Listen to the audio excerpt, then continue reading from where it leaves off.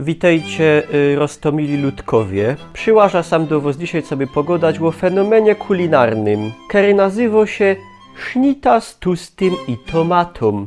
Blank prosto rzecz zakorzeniono w kulturze i kuchni śląskiej od stoleci. Cóż sam byda duży fanzolą. Co, aby wykonać taką sznita z tustym i tomatą potrzebujemy? Sznita, tomata, tuste. Teraz dajcie pozor, bo będzie moc ważne. Szmaruja się sznita tustym. Łodkrową się koncek ta tomata kłada na ta sznita. Troszkę soli, troszkę korzyni.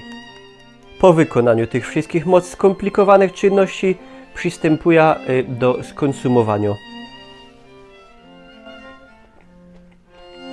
Policom bajtlom, majorentnym, nawet babom w ciąży. Nie dziękujcie, ja się grosza nie wezna za ten recept. Dziękuję za uwagę. Chowcie się.